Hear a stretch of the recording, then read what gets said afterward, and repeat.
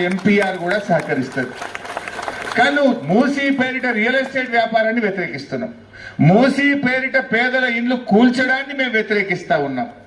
ఇవాళ గాంధీజీ గారు నువ్వు కర్త అంటున్నది ఏంది? బాపు ఘాట్ కర్త అంటున్నావు.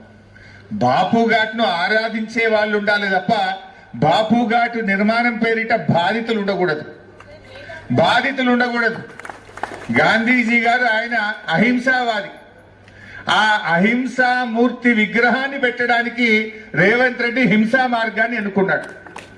అహింసా మూర్తి విగ్రహం పెట్టడానికి హింసా మార్గంలో బలవంతంగా మెడ మీద కత్తి పెట్టి మీరు ఇల్లు ఖాళీ చేస్తారా, కూల్చమంటారా అని మాట్లాడుతున్నాడు.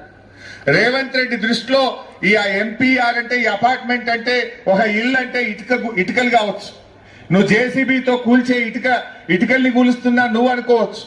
కానీ ఒక మధ్యతరగతి వాళ్లకు, ఒక పేదవాళ్లకు అది జీవితాంతం రెక్కలు ముక్కలు చేసుకొని రూపాయి కూడబెట్టుకొని బ్యాంకుల్లో అప్పులు తెచ్చి ఒక కళ నిజం చేసుకుంటారు.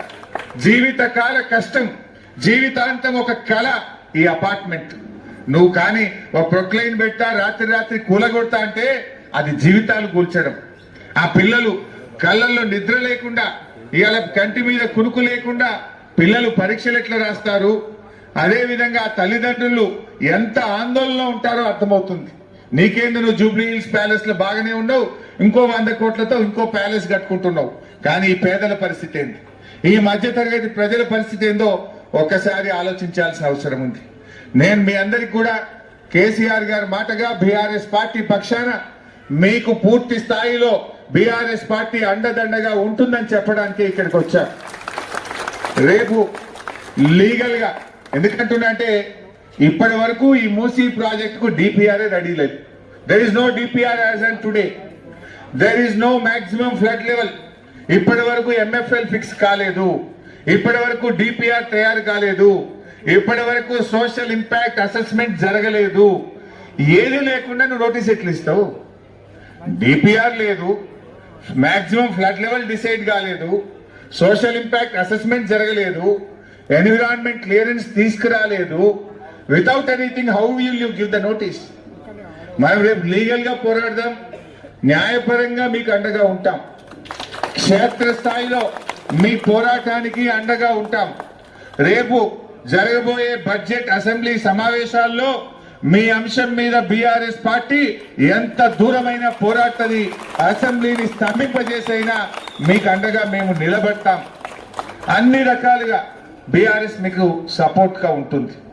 ఎందుకంటే మేము పేదల ఇల్లు కూల్చడానికి వ్యతిరేకం, మూసీ అభివృద్ధికి వ్యతిరేకం కాదు. మూసీ మురికిని పారదోలడానికి మేము వ్యతిరేకం కాదు. మూసీ మురికి పారదోలడం పేరు మీద నీ జేబులు నింపుకోవడానికి వ్యతిరేకం. రియల్ ఎస్టేట్ వ్యాపారానికి వ్యతిరేకమే తప్ప మూసీ మురికి పారదోలడానికి కాదు. అందులో మీరు ధైర్యంగా ఉండండి. By all means BRS party will be with you, by all out will be with you. గతంలో మా ప్రాజెక్టులో మేము మూసీ ప్రాజెక్టు సుందరీకరణ స్టార్ట్ చేసినప్పుడు ఒక్క ఇల్లు కూల్చే ఆలోచన ఆనాడు బీఆర్ఎస్ పార్టీకి లేదు. కానీ మీరు ఈ కొత్త పద్ధతి తెచ్చారు. మా సోదరిమణి ఇందాక మాట్లాడుతూ చెప్పింది, వి వాంట్ కేసీఆర్ అన్న బ్యాక్ అని ఇందాక ఒక సోదరిమణి చెప్పింది. తప్పకుండా రాష్ట్ర ప్రజలు అది కోరుకుంటున్నారు. కేసీఆర్ గారు మళ్ళీ వచ్చేది ఖాయం, మీ అందరినీ కాపాడుకునేది కూడా ఖాయం, మూసీని అభివృద్ధి చేసేది కూడా ఖాయం, మూసీ సుందరీకరణ కూడా తప్పకుండా మేము చేస్తాం. నువ్వు ఇవాళ గాంధీ స్టాచ్యూ పెడతా, గాంధీ గారి విగ్రహాన్ని పెడతా అనే పేరు మీద ఎందుకు 1,00,000 కోట్ల రూపాయలు తగిలి పెడుతున్నావు? డెవలప్మెంట్ చేయి. 1,00,000 కోట్ల రూపాయలు ఎక్కడి నుంచి తెస్తున్నావు? ఎవరి జేబులు నింపడానికి 1,00,000 కోట్లు ఖర్చు పెడుతున్నావో సమాధానం చెప్పాలి కదా. ఒకవైపు రాష్ట్రంలోని ప్రాధాన్యతలు ఏంటి? ఎస్సీ ఎస్టీ బీసీ పిల్లల స్కాలర్షిప్లు ఇవ్వడమా, రైతులకు రైతు బంధు ఇవ్వడమా, లేదు నీ మేనిఫెస్టో 6 గ్యారంటీలు అమలు చేయడం నీ ప్రాధాన్యతన్నా? అన్ని వదిలిపెట్టి ఈ మధ్యతరగతి ప్రజలు ఎంబడ ఎందుకు పడ్డావు? ఈ ఎంపీఆర్ బ్రిడ్జ్ మీద ఎందుకు పడ్డావు? నేను అడుగుతా ఉన్నా. సో దయచేసి మీరెవరు ఆందోళన చెందకండి, భయపడాల్సిన అవసరం లేదు. కలిసి పోరాడదాం. ప్రధాన ప్రతిపక్షంగా మీ బాధను అర్థం చేసుకున్నాం, మీ దుఃఖాన్ని అర్థం చేసుకున్నాం. మీతోకి మిమ్మల్ని కాపాడుకోవడానికే బీఆర్ఎస్ ప్రతినిధులుగా, కేసీఆర్ ప్రతినిధులుగా మీకు ధైర్యాన్ని ఇవ్వడానికి ఇక్కడికి వచ్చాం. కేసీఆర్ గారు ఇక్కడికి 3 సార్లు వచ్చారు. ఈ కేసీఆర్ గారికి అపార్ట్మెంట్ తో అనుబంధం ఉన్నది. రేపు కూడా అవసరమైతే మళ్ళీ వారు వస్తారు, మీకు అండగా ఉంటారని చెప్పి కూడా నేను మనవి చేస్తా ఉన్నా. ఎందుకంటే ఈరోజు రేవంత్ రెడ్డి గారు కాంగ్రెస్ ప్రభుత్వం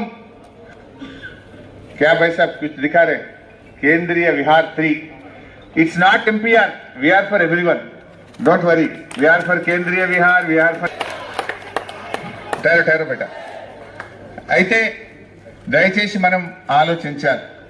ఇవాళ కాంగ్రెస్ ప్రభుత్వం వచ్చిన తర్వాత ఇప్పటికే హైదరాబాద్ బ్రాండ్ ఇమేజ్ పడిపోయింది. హైదరాబాద్ లో భూముల ధరలు పడిపోయినాయి. ఎక్కడ చూసినా కూడా అంతా దోపిడి మోపైంది. హైడ్రా ముసుగులో దోపిడి, మూసీ ప్రాజెక్టు ముసుగులో దోపిడి, ఫ్యూచర్ సిటీ పేరిట దోపిడి, సెంట్రల్ యూనివర్సిటీ పేరిట దోపిడి, ఏది చూసినా దోపిడే. ఇలా నువ్వు చేసిందేం లేదు, కూల్చిందే ఎక్కువ. హైదరాబాద్ లో నువ్వు చేసింది ఏమన్నా ఉందంటే కూల్చివేతలే తప్ప, ఇవాళ నువ్వు కబ్జాలు తప్ప నువ్వు చేసిందైతే ఏమీ లేదు. ఈరోజు మీరందరూ కూడా మా సుధీర్ అన్న, మా సబితక్క, కృష్ణారావు గారు మేమందరం కూడా మీ దగ్గరికి వచ్చింది మీకు భరోసా ఇవ్వడానికి వచ్చాం.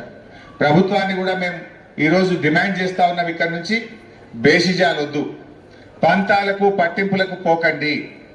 ఈ ఎంపీఆర్ అపార్ట్మెంట్ లో ఉండే వాళ్ళకి ఇచ్చిన నోటీసులను బేషరతుగా ఉపసంహరించుకోవాలని ఈ ప్రభుత్వాన్ని మేము డిమాండ్ చేస్తా ఉన్నాం. మీరు పంతాలు పట్టింపులు కాదు, ప్రజలు ముఖ్యం, ఈ రాష్ట్రం ముఖ్యం, ఈ హైదరాబాద్ నగరం ముఖ్యం. మేము బీఆర్ఎస్ పార్టీగా కూడా రాజకీయాలకు మేము మాట్లాడతలేము, ప్రజల కోసం మాట్లాడుతున్నాం, ఈ హైదరాబాద్ కోసం మాట్లాడుతున్నాం.